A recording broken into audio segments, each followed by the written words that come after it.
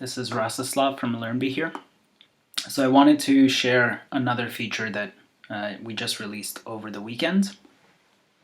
So one of the important things for me when building Lurnby was to think about how I could get all of my reading content in one place, right? So I'm trying to improve my memory and I'm trying to connect ideas.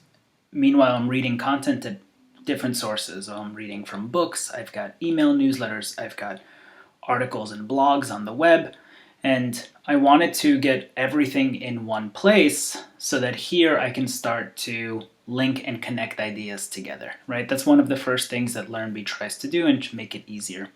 So we already have a few ways in which we can add content into Lurnby. And first of all, there's 3 types of content that you can add. So you can add things from the web. So these are articles, blog posts, things that come from a URL. You can add EPUBs that you own into Lurnby, and then Lurnby will process that text.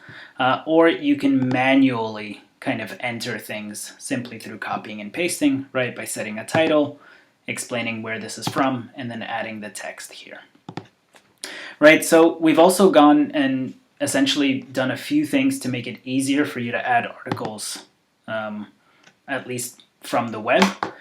One of those is that we have Chrome and Firefox extensions that we built. So when you install those, right, and you click on it, it basically takes the URL, allows you to change the title, add some optional tags, and then send it to your Lurnby account, right? So here I have an article from the New York Times, and you can see that it essentially copies that URL, it gets the article title, I can add an author if I so wish, and then I can send that to Lurnby, right? So now this will be the same as if I had gone in and just copied and pasted this URL into Lurnby, right? So the Chrome and Firefox extensions, they make that a little bit easier. But those really only work on the computer. And so if you're like me, you're constantly also reading things on your phone and finding things, articles that get sent to you, basically on your phone. And so up till now, there's been no easy way to kind of do that. In addition, there's been no easy way to get emails and newsletters into Lurnby. So one of the things that I did over the weekend was we finally got that functionality, right? So this is opt-in. You have to go to your settings page and then choose to enable adding articles by email. So what this will do is this will actually give you an email address specifically for your account that you can use, that you can send content to. So you can forward your newsletters, you can also forward links and URLs. At the moment, we won't be processing any EPUBs over email because those file sizes can get very large and it's unreliable, right? But you can send either links or you can forward your emails to Lurnby and we will process that content and it'll be ready for you here to do that, right? So there's a few things. So the first thing you do is you enable that into your account, and as you can see, it will create an email address for you to use, right? So you save this to your contacts, and then you essentially send content to it. And then there's a list of approved senders, so only emails that come from an approved sender will actually be processed. This is a way to protect you and your account from getting lots of spam, right? So I'm going to go ahead and add one of my email addresses to this, and we'll demonstrate this right away, right? So there's 2 ways that we can add content to here, right? So there's links or there's the full text of your email. So one of the things is that if I wanted to go ahead and let's say add this as a link, right? So there's a special thing, right? So basically I go in here, I create a new email, I choose which one it's from, and then I add the URL right here. I will copy this email address. That's who it's going to be from. And this is the important part, right? So there's 2. So in the subject line, I put link. This allows Lurnby to understand that what's coming here is going to be a link, right? And there's nothing else in the subject line, just link followed by the URL on its own line, right? Now when I hit send, basically this gets sent while the email is getting processed.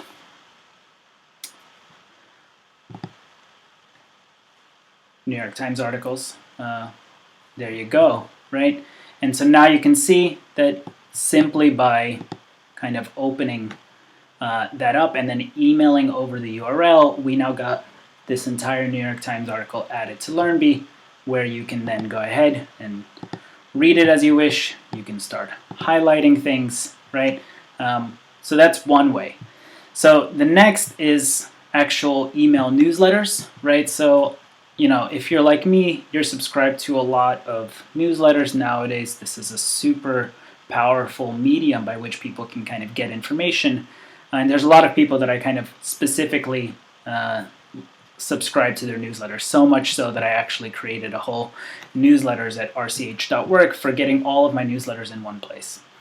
Right, so here we go. The thing with newsletters to remember, and then I'm also going to, I haven't saved this email address yet, right? But I'm going to copy this. Basically, this works as forwarding, right? So you just forward your things here. What's important to remember is that the subject line is going to be your title. So maybe I'll just do a little cleanup. I'll delete forward there. And then I'll probably delete just this first part. Personally, I like seeing this at the top. It kind of helps me know what it's from. And then again, make sure that it's coming from one of your approved senders. It's a signature. Again, I'll delete that. And then I will just send this, right? And then the same way, now when I come to Lurnby, it might take a minute or two.